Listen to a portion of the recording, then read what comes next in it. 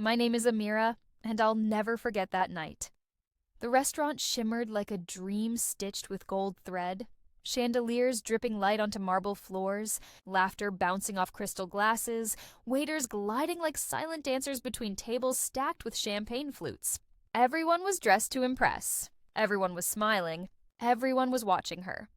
Sana, my sister, she sat at the center of it all, draped in silk the color of moonlight, glowing under camera flashes, bathed in praise like it was her birthright, blonde curls bouncing, lips painted perfect, eyes sparkling with the kind of confidence that only comes when the world has spent a lifetime telling you, you are the favorite.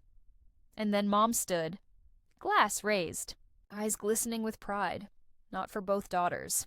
Not even a glance my way. To Sana, she announced, voice ringing clear over the clinking forks and murmured compliments. The daughter I'm truly proud of. Applause erupted. Uncles clapped. Aunts dabbed tears. Cousins leaned in to whisper how blessed we were to have her. I sat frozen. My smile, carved thin, my hands, trembling under the tablecloth, my heart, sinking like a stone in deep water. Then dessert came. A waiter, polite, professional, unaware, slid a black leather folder toward me. Not Sana, not Mom, not Dad, me. I opened it. $187 times $43 before tip, before tax, before the 22% suggested gratuity printed neatly in pale gray, like it was just a gentle reminder. Not a sentence. Mom leaned in, her perfume thick, her voice sharper than any knife. Go on, Amira, pay it. And in that moment, humiliation didn't just sting. It burned, hotter than the candle flames flickering on the centerpieces. Hotter than the shame crawling up my neck. Hotter than every birthday I'd spent watching Sana blow out candles while I blew out wishes no one ever heard. That bill? It wasn't about money, it was about my place, my assigned place, the backup daughter. The quiet one, the responsible one, the smart one, which always sounded like a consolation prize wrapped in pity. Growing up, I learned early, Sana got the spotlight. I got the shadows. When she wanted ballet at 6, Mom signed her up at the most expensive studio in the city. No questions, no budget talks, just a credit card swipe and a kiss on the forehead. When I asked for science camp that same summer, Mom sighed. Too costly, Beta. The library has a free program. You'll learn just as much. Her first recital dress cost more than my entire back-to-school wardrobe. Shoes, backpack, notebooks, everything. Mine? Hand-me-downs from cousins who'd outgrown them. Hems crooked because I taught myself to sew with YouTube tutorials and a secondhand needle. The pattern never changed. New dress for every school dance? Sana got it new textbooks for advanced calculus.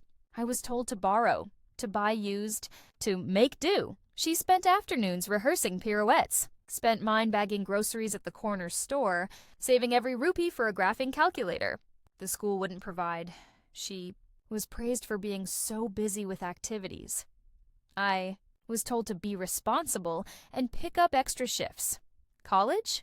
That's when the canyon between us became a canyon with walls too high to climb. Sana's tuition, fully paid. Her apartment, rent covered. Her monthly allowance, wired like clockwork. Enough for lattes, designer jeans, and weekend trips to the coast. Me?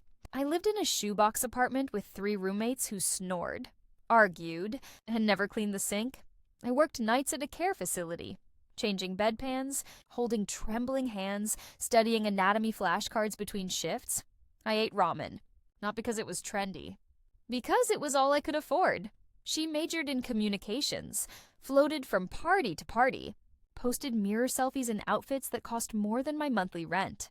I studied nursing, pulled 80-hour weeks, memorized drug dosages, cried in the hospital bathroom after losing my first patient. And my achievements? A text. Maybe a good job, Beta, if I was lucky, whenever I dared to ask, why is it always like this? Why does she get everything and I get scraps? The answer was always the same. Dad. Different kids, different needs. Mom. Amira, don't be jealous. It's not attractive. But it wasn't jealousy. It was exhaustion. The exhaustion of being invisible while giving everything. of watching one sister celebrated for simply existing, while I had to fight, bleed, and beg for a crumb of acknowledgement.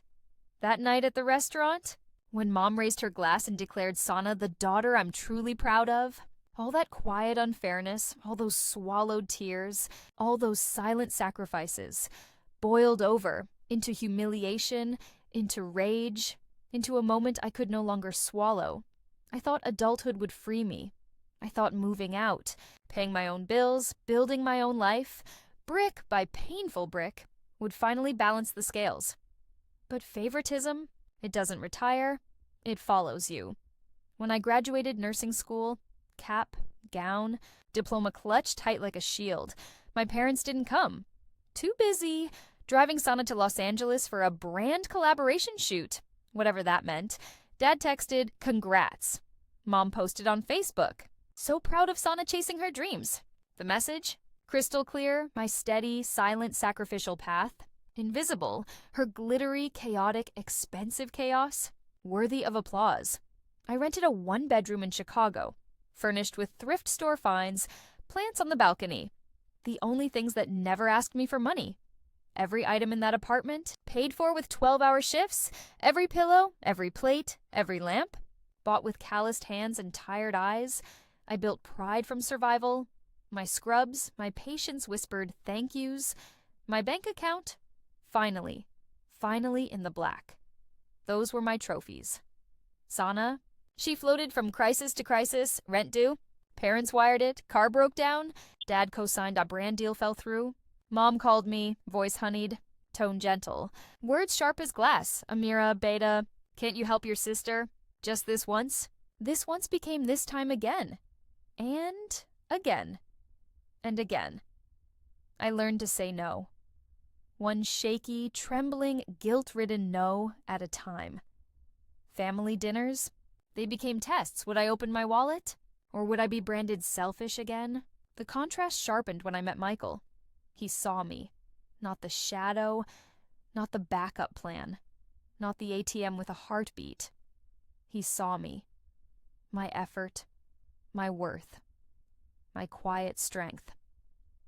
At one family dinner, he leaned close, whispered so only I could hear, "Amira, they treat you like the reliable machine, not love, dependence." His words burned because they were true. I stayed quiet most nights, bit my tongue, swallowed the truth, told myself peace was worth the silence. But silence? It has weight, and one night, it cracked, not in private, not in a whisper, but in a crowded restaurant under chandeliers, with Mom holding a glass and Sana posing by the cake.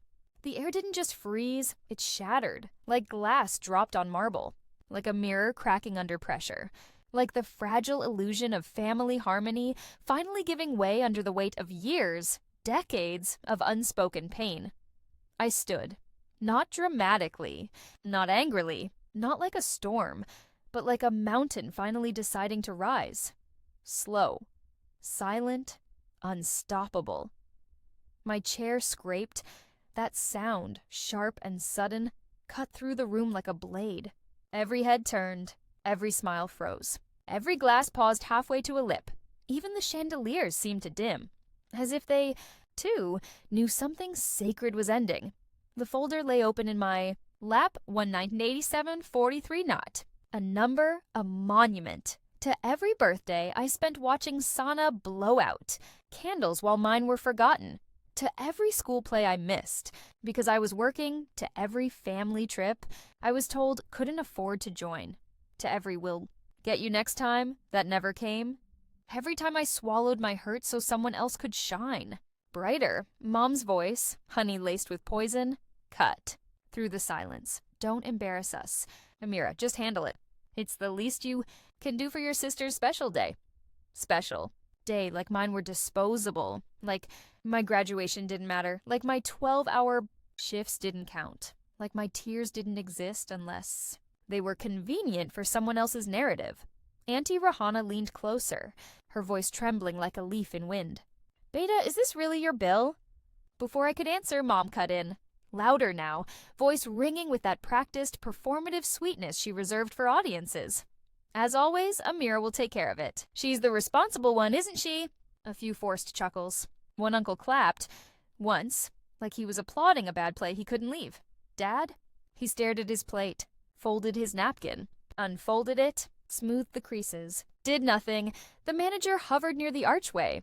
Polite, professional, eyes flicking between Mom and me. Everything all right here, ma'am?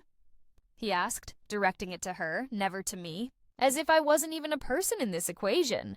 Just a function. A payment method with a pulse. We're fine, Mom said, waving him off like a fly. Just a little family moment. The photographer? Still clicking, flash, flash, flash, capturing Sana's grace. My humiliation.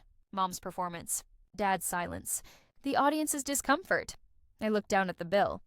It wasn't ink on. Paper. It was my childhood.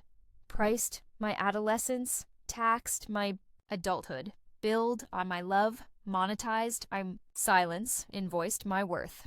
Reduced to a subtotal. I pushed my dessert away. The cake, 3 tiers, gold-dusted sugar roses blooming like crowns, sat untouched. Sweetness couldn't mask this bitterness. Not anymore. Heat climbed my neck. My fingers, which had trembled for years, were steady now. My voice, calm, clear, like a river finally breaking free of a dam. If Sana is your pride, I said, loud enough for the back row to hear, then let your pride pay tonight. Silence, thick, heavy, suffocating, like the whole room was holding its breath. Mom's face tightened. Her knuckles whitened around her champagne flute. Don't make a scene over money, Amira. This isn't about money, I said, tapping the bill. It's about math. Years of subtraction. From me. Alone. I looked around. Slowly, deliberately, at every face that had watched me shrink for years. Add it up, I said. The ballet lessons at 6, $300 month. The recital dress, $850. The summer in Paris, $4,200. The apartment deposit, $2,000. The monthly allowance, $500. The car down payment, $5,000. The emergency flights, the temporary loans, the just this once that became always. I paused. Let it sink in. Now, I said softly, compare receipts. See who really paid for what. Not with money, with silence, with sacrifice, with swallowed tears. Sana finally looked up. Not with guilt, with anger. Her eyes glittered, sharp, defensive, wounded not by truth but by exposure. Why are you being so cruel? She hissed. It's my birthday. Cruel? I laughed. Short, sharp, surprised even myself. Asking for fairness isn't cruel. Paying to be erased? That's abuse. Mom stood now. Chair screeching, face flushed, voice trembling with rage disguised as righteousness. We raised you, she snapped. You owe this family respect. Respect goes both ways, I said, voice steady as stone. Tonight mine arrived itemized. And assigned, publicly, like always. The manager stepped forward again. Ma'am, we can split the bill 3 ways. 4 ways? No. Mom cut in, voice slicing through his offer. She'll pay. We're celebrating our star tonight. I reached into my purse, not for a card, not for my wallet. I pulled out crisp bills, exact change for my seltzer, my tax, my tip. Laid them neatly beside my untouched plate. This covers what I ordered, I said, and a generous tip for the staff, who actually earned it. Then I closed the folder and slid it, gently, deliberately, across the white linen tablecloth. Right in front of Mom, a cousin, young, brave, eyes wide, whispered, "Good for her," then quickly buried her face in her napkin. Sana's smile cracked. "You're ruining my night. It's my birthday. Be gracious." Your night, I said, turning to face her fully, was built on me. For years. That's the real problem. Not my rudeness, not my scene. The fact that your sparkle was paid for with my silence. Dad finally spoke. "Amira, let's talk about this calmly. Don't escalate." "Calm?" I echoed. Calm meant silence. Silence meant I kept paying, nodding, disappearing, for years. Calm was my cage. I'm done living in it. I turned back to Sana. You're talented, truly, but talent isn't entitlement. If you want the crown, wear the cost too. From now on, pay your own bills, book your own flights, face your own consequences. That's what adulthood looks like. For the rest of us, Mom's voice was a blade dipped in ice. Ungrateful. The word hit, but didn't stick. Gratitude without boundaries, I said, is servitude. And I'm done performing obedience for you. I'm done being the family ATM, the emotional janitor, the silent supporter, the backup daughter. I took a breath. Deep cleansing, like I was breathing for the first time in 30 years. Here's what changes. Effective immediately. I spoke slowly, clearly, like I was carving each word into stone. Not just for them, but for me. No more surprise. Bills. No more secondhand love. No more being praised for responsibility while being punished for having needs. No more just this. Once. No more public shaming, disguised as family tradition. No exceptions. Respect, I said, locking eyes with Mom, is the price of admission. Without it, doors close, for good. Not out of anger, out of self-preservation. I stood the folder upright, like a tiny headstone, for the girl who apologized for existing, for the daughter who paid to be loved, for the woman who finally said, enough. Then I turned, walked past the cake, untouched, uneaten, unwanted, past the cameras, now silent, lenses lowered, past the stunned faces. Some guilty, some curious, some quietly proud, past my mother's frozen glare, a mix of shock, fury, and something else, fear, and out into the night. Cold air hit my face like absolution, sharp, clean, honest. I exhaled, long, deep, like I was releasing every swallowed word, every forced smile, every unpaid bill, every lonely graduation, every ignored achievement, every you're so smart that really meant you're not pretty enough, every you're so responsible that really meant you're easy to exploit. Walked until the city swallowed the restaurants. Noise. Until the laughter faded. Until the chandeliers were just distant stars in my rearview mirror. I won't buy love. I'll buy my peace. Epilogue. 18 months later. Balcony is blooming. Jasmine vines curl around the railing. Mint spills over the edges of clay pots. A little lemon tree, my pride and joy, is finally bearing fruit. I wake up without dread. I go to sleep without guilt. Therapy didn't fix me because I wasn't broken. It unburied. Me taught me that my worth was never tied to how much I sacrificed. That love shouldn't cost you your soul. Dad calls every Sunday. Now, not to lecture, to listen.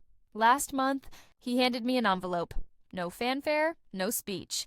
Inside, a check for the exact amount of that restaurant bill, plus interest. I should have paid it that night, he said, voice thick.